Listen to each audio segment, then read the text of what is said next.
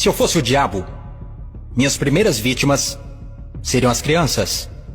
Desde o momento em que saíssem do precioso ventre de suas mães e nascessem, eu as condicionaria a ver a divisão racial como algo normal. Eu não pararia até acabar com sua inocência. Dividir e conquistar é o truque mais antigo do livro de Gênesis.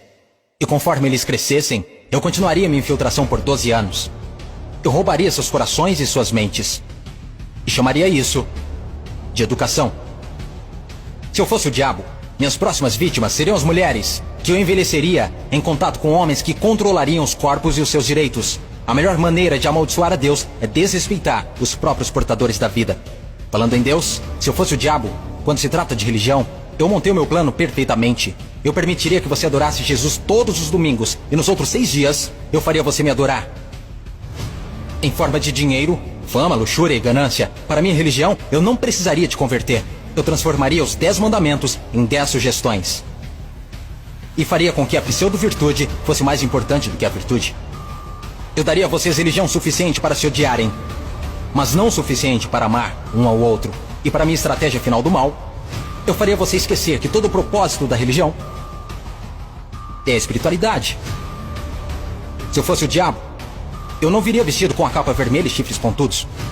Dirigiria um carrão, teria um rosto bonito e um cinto Gucci. Basicamente, eu tomaria a forma de tudo que você sempre desejou e veria você criar o seu próprio inferno.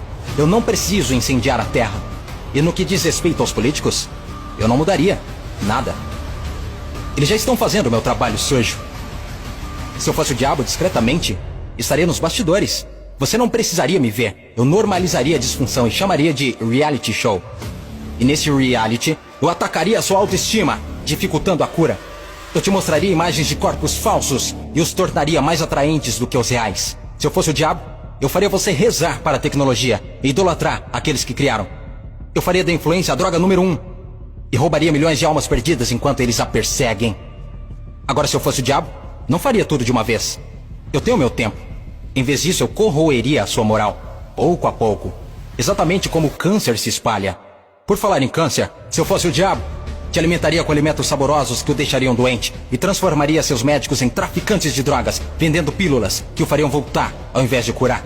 Sim, se eu fosse Lúcifer, saberia que a vida e a morte estão na língua. Então eu faria da sua faca e do seu garfo seus algozes. Você não pode alcançar uma consciência superior se seu corpo estiver doente. Você não optará por informações positivas se tiver inflamação. Se eu fosse o diabo, minha inteligência seria admirada. Por que você acha que a palavra inflamação literalmente significa